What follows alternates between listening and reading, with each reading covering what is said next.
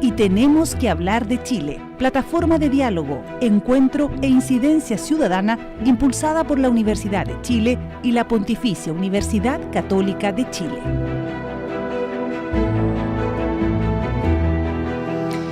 Y de inmediato saludamos a Francisca Minassian, que ya está con nosotros en estudio, licenciada en Ciencias Sociales, gestora de incidencia Tenemos que hablar de Chile y coordinadora de diálogos autoconvocados de este último proceso constitucional. ¿Cómo está, Francisca? Hola, muy bien, muchas gracias, Diana. Entremos en el análisis de esta propuesta. Ya llevamos algunos capítulos donde ustedes han seleccionado principales artículos para ayudar a quienes nos ven, nos escuchan a entender mejor este texto que será votado el próximo 17 de diciembre. ¿Qué vamos a ver hoy? Educación, cómo se entiende este derecho y otros asociados. Así es, Diana. Educación es lo que nos convoca hoy día. Bueno, partir contando que, como hemos mencionado en capítulos anteriores, el derecho a la educación está consagrado en el artículo 16 del capítulo 2, que es donde están la mayoría de los derechos sociales. Ahí se encuentra junto a vivienda, junto a salud, junto a seguridad social, derecho al trabajo decente, libertad sindical, agua y saneamiento, entre otros. Y dentro del artículo 16, lo interesante es que está en dos numerales, en el 23 y en el 24, porque el primero se trata sobre derecho a la educación y el segundo sobre libertad de enseñanza, que tiene todo un numeral completo con varios párrafos dedicados a la libertad de enseñanza, es algo en lo que se enfatiza harto en el texto. Y ahí se establece y se parte, o se comienza en el artículo 16, número 23, definiendo o la definición de cómo esta propuesta entiende la educación, cuál es el objetivo de la educación.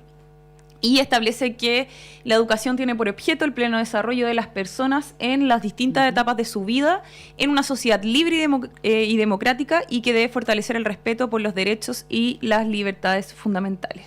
Claro, porque hemos estado hablando de esta mirada del derecho a la educación, pero esta propuesta, tú lo decías, consagra o tiene ahí como idea fuerza la libertad de enseñanza, igual que la Constitución vigente.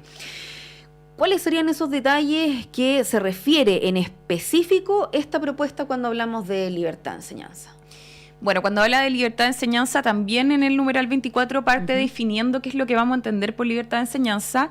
Sin embargo, en el numeral 23 sobre derecho a la educación, igual parte con algunas luces sobre esto, estableciendo el derecho y el deber preferente de los padres de escoger el tipo de educación, el establecimiento de acuerdo a sus convicciones personales.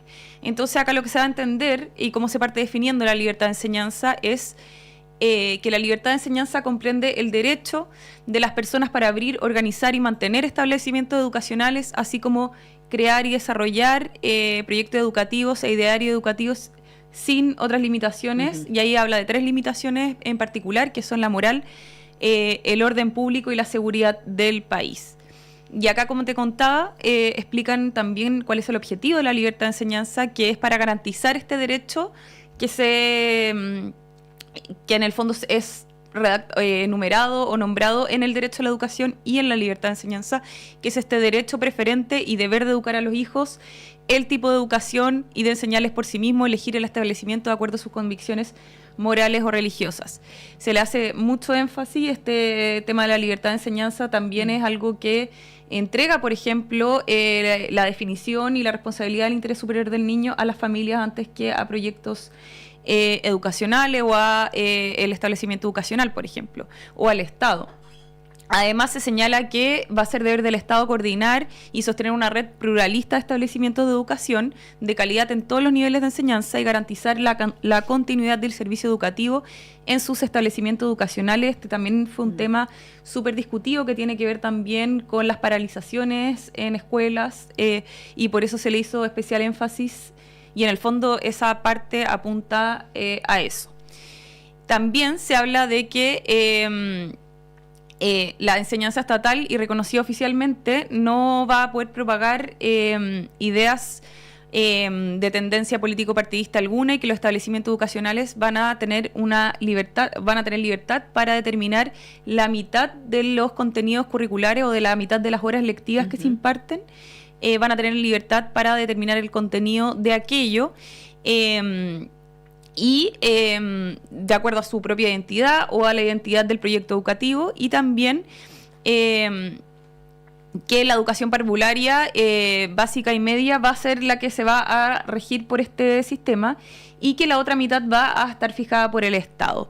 Y esto, en el fondo, es algo que hoy en día está regulado en la ley, no es algo que esté regulado en la Constitución, así que esto podríamos decir que también es una novedad y que también entrega, en el fondo, mayor libertad y, en el fondo, los contenidos curriculares mínimos a definirse van a estar más restringidos.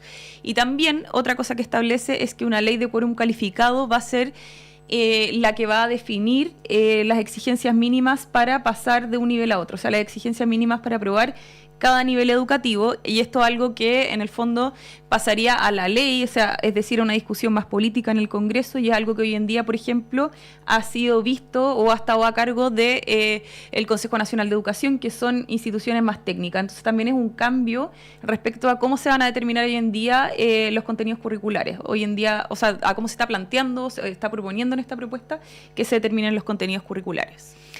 Escuchamos algunas visiones sobre este tema, que es el objetivo también del bloque. Por ejemplo, el excomisionado, experto y vicepresidente de lo que fue la comisión experta, Aldo Valle, independiente patrocinado por el Partido Socialista, y Pilar Cuevas, ex consejera constitucional de Renovación Nacional.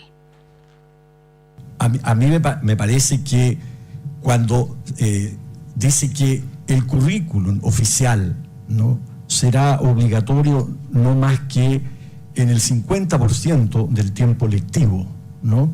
En Chile había una norma muy pacífica que efectivamente daba un rango hasta el 30% para que los establecimientos introdujeran aquello que era distintivo de su proyecto educativo, lo que está muy bien, porque desde luego la pluralidad de los proyectos educativos debe estar garantizado constitucionalmente.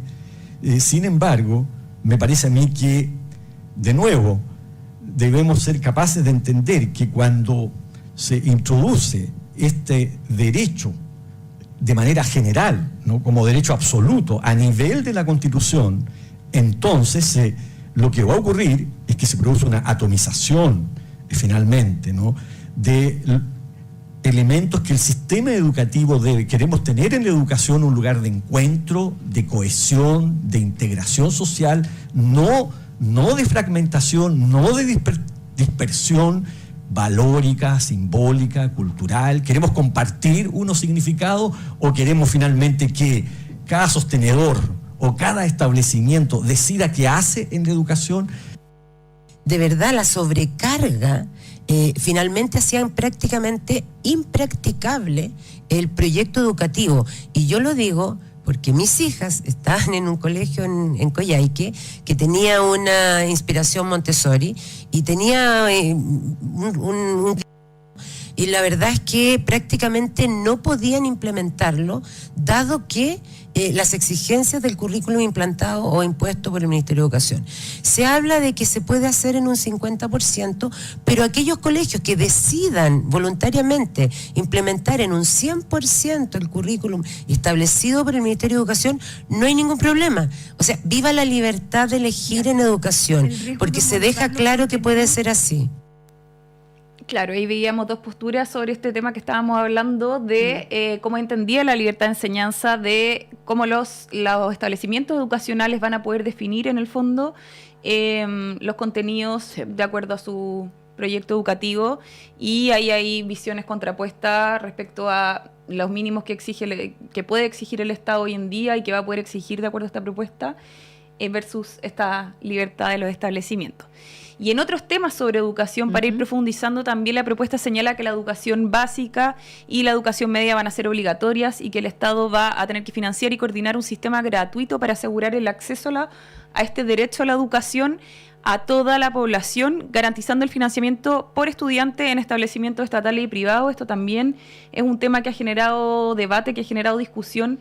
Acá se plantea, por ejemplo, que se constitucionaliza el sistema de voucher, y ahí también hay distintas visiones contrapuestas. Hay quienes dicen que esto genera déficit económico de ciertas escuelas subvencionadas, por ejemplo, escuelas rurales. Hay otros que creen que es la mejor forma para generar competencia y que es un incentivo para recibir este financiamiento en el fondo por parte de la escuela. Entonces también es algo en lo que hay distintas visiones. Francisca, y antes del cierre, porque nos quedan unos últimos minutitos, se ha hablado sobre innovaciones que introduce el texto respecto a la educación parvularia y de personas con necesidades educativas especiales. ¿Qué podemos aprovechar de comentar ahí?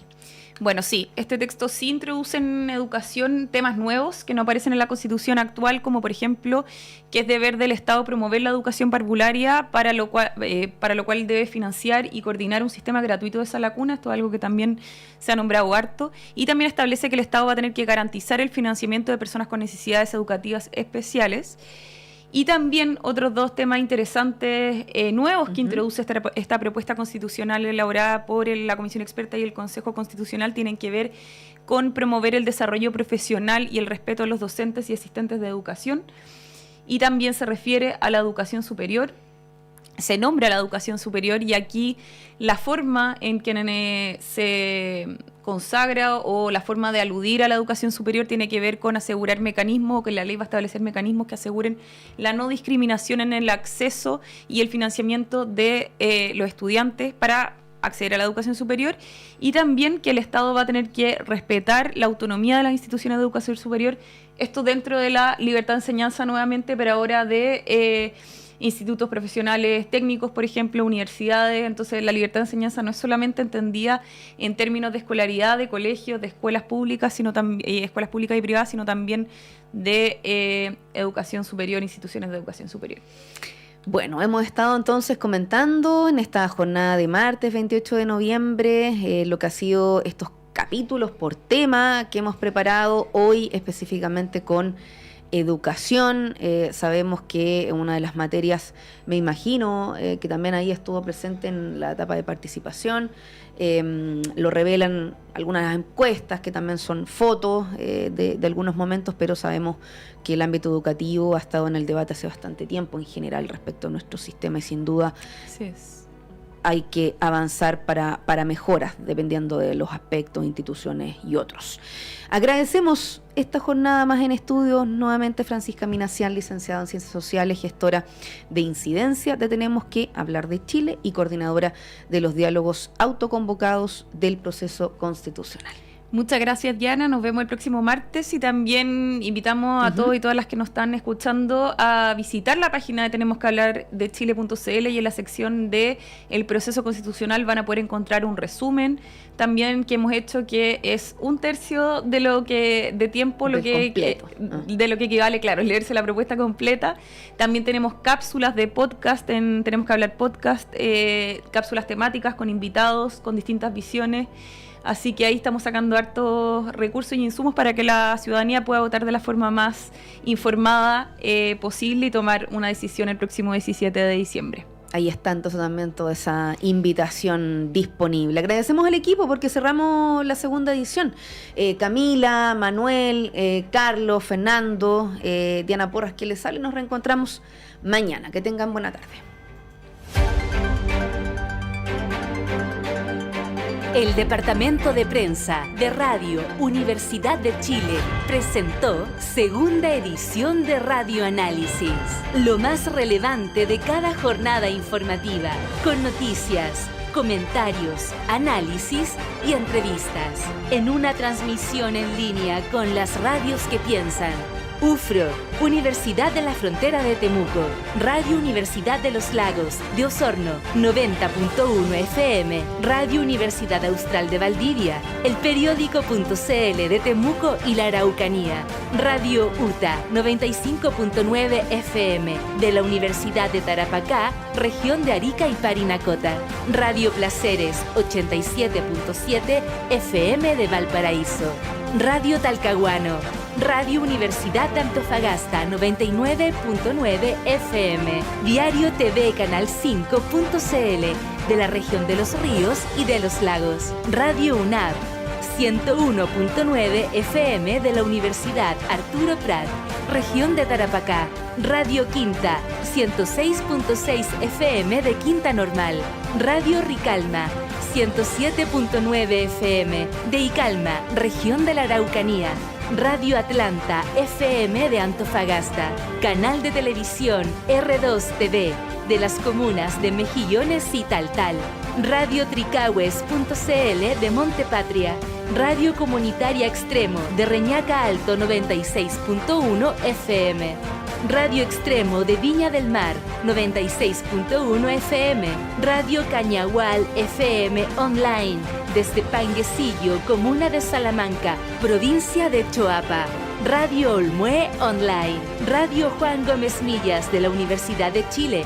Radio Universidad de Chile 102.5 FM y el diario electrónico radio.uchile.cl. Conducción de los periodistas Claudio Medrano y Diana Porras. Edición general Montserrat Rolano.